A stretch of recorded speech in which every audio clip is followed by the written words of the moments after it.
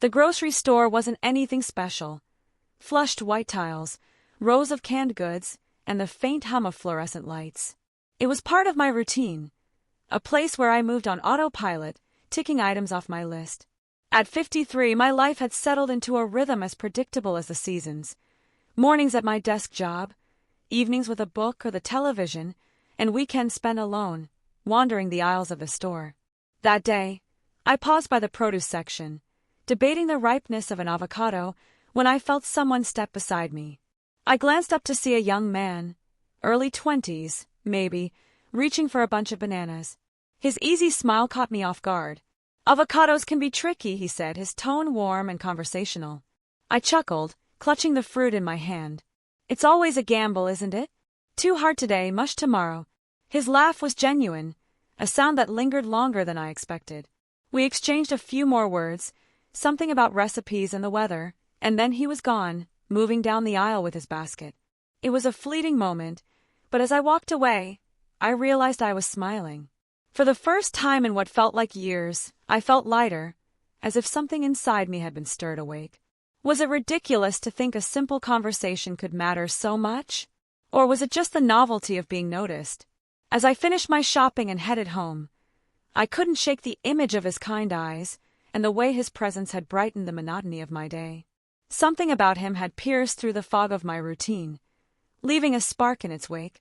Could a single moment of connection truly alter the course of a life? Or was I simply yearning for meaning in the mundane? The next time I saw him was at the park, quite by chance. He was sitting on a bench with a coffee and a book, the morning sun casting light on his profile. I surprised myself by walking up to him, my usual shyness replaced with a peculiar courage. "Morning," I said, my voice steady but my heart quickening. His face lit up in recognition. "Oh, hi. Grocery store lady," he teased with a grin. "Charlotte," I corrected with a laugh, feeling a warmth that had nothing to do with the sun. "And you?" "Liam," he replied, extending a hand. His grip was firm but kind, his touch lingering just a moment longer than expected. We talked that morning about nothing in particular, books, weather, the best coffee in town.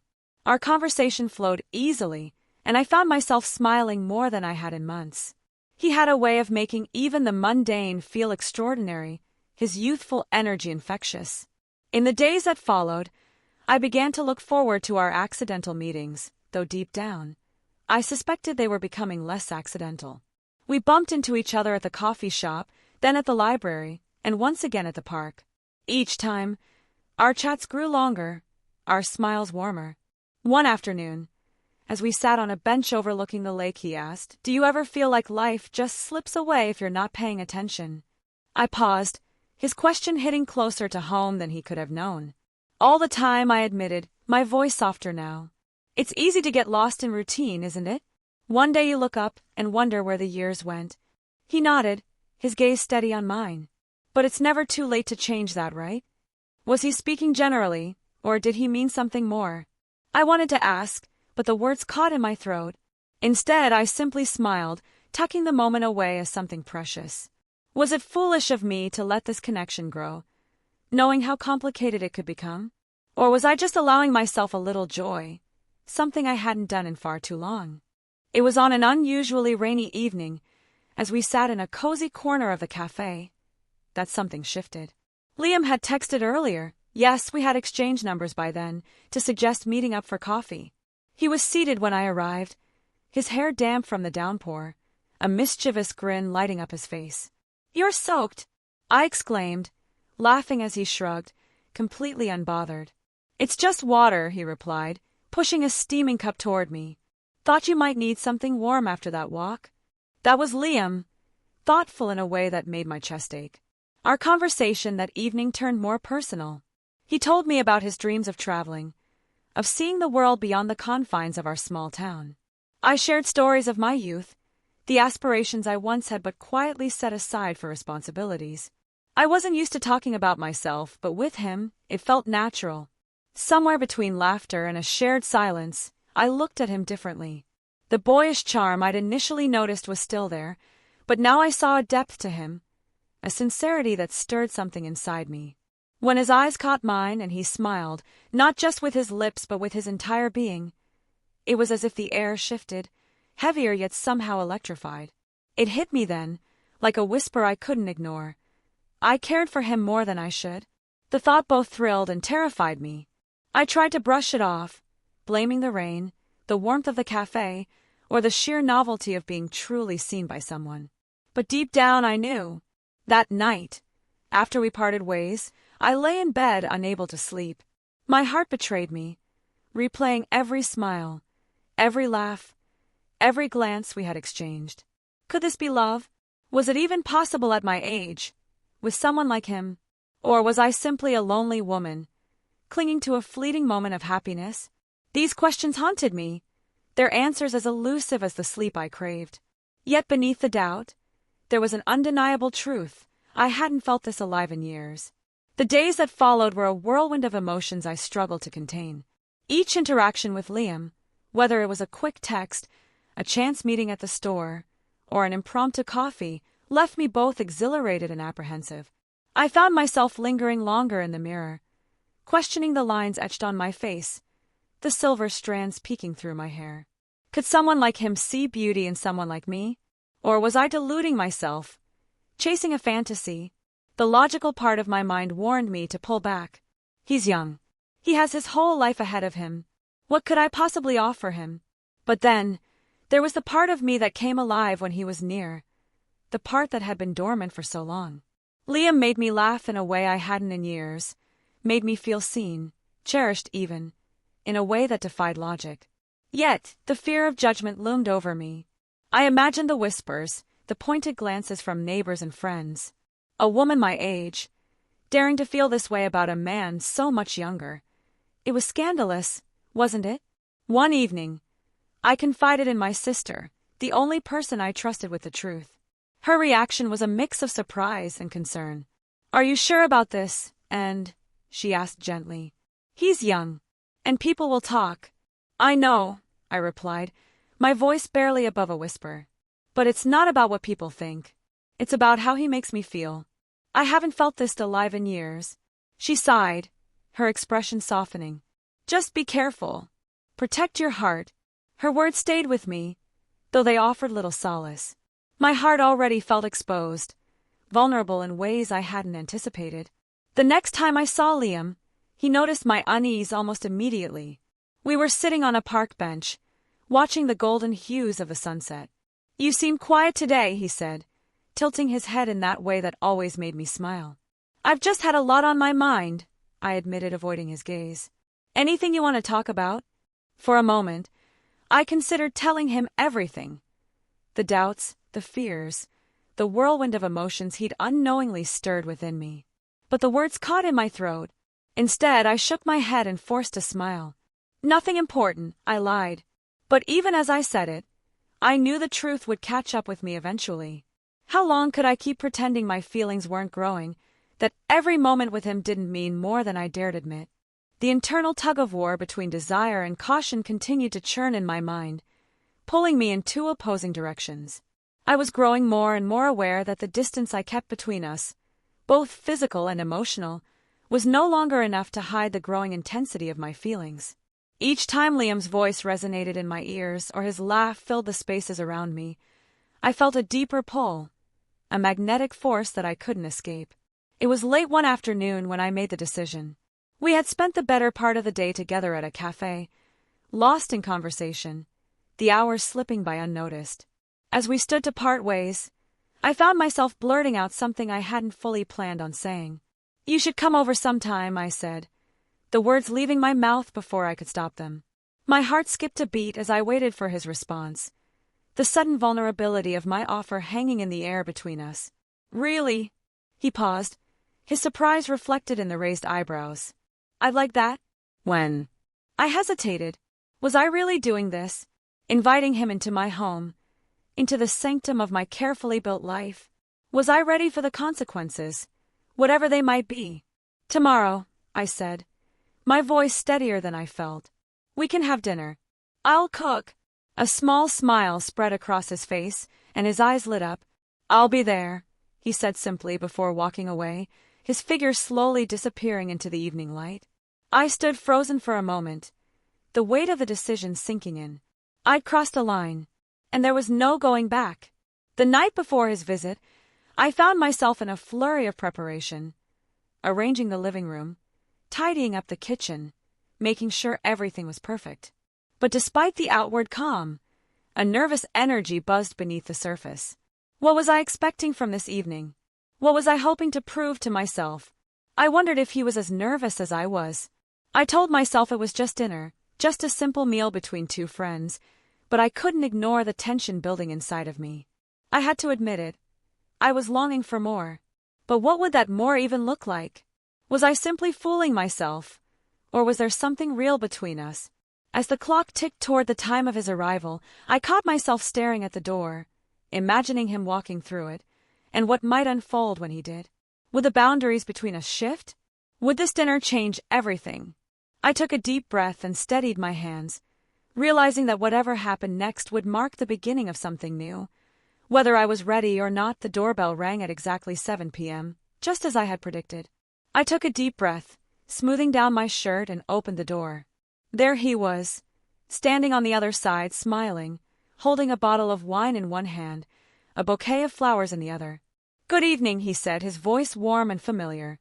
The sound of it alone made my heart skip. "Hi," I replied, stepping aside to let him in. As he entered, I could feel the space between us shrink, our proximity somehow both comforting and unsettling. It was just dinner, I reminded myself. Nothing more. But as we moved to the kitchen, I could tell something had shifted. Our conversations felt deeper, more intimate. The air was charged, as though we were both acutely aware of the fine line we were walking.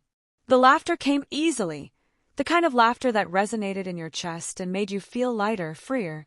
We shared a simple meal, pasta and salad, and as the evening wore on, I felt the walls around my heart begin to crumble, one brick at a time. At one point, he reached across the table to take my hand.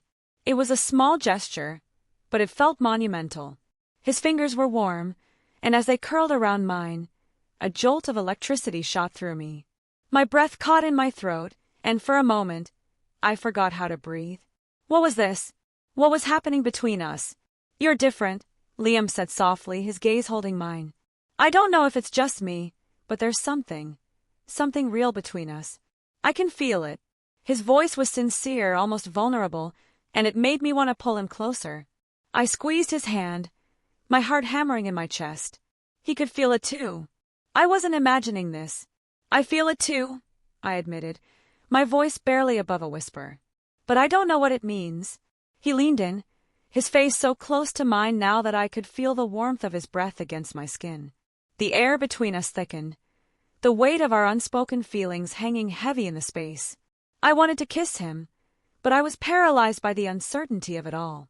What would this mean? What kind of relationship could we even have? Before I could fully process my thoughts, he spoke again, his voice low and steady. "I don't care about the age difference. I care about how I feel when I'm with you. And I don't think I've felt this way in a long time. Maybe ever." Those words, simple yet profound, broke something inside me. The tension I had been holding on to dissolved, and I found myself surrendering to the moment. What was age in the face of something so raw, so undeniable? With a tenderness I hadn't expected, he cupped my face in his hands, gently guiding my chin upward. His lips met mine in a soft kiss, tentative at first, as though testing the waters. But as I responded, the kiss deepened, growing more urgent, more alive. In that moment, the world around us seemed to disappear. There was nothing but him and me, two souls colliding in a moment of pure, unfiltered connection. When we finally pulled away, both breathless, we shared a quiet laugh, the weight of the evening settling around us. "I've wanted that for so long," I confessed, my voice thick with emotion. Liam smiled, brushing a strand of hair from my face. "Me too." And in that moment, I knew that things would never be the same. We had crossed a threshold together, one that neither of us could turn back from. The line between friendship and something more had blurred, and whatever happened next, it would be something beautiful, something that defied the expectations of age, society, and everything else that had once kept us apart.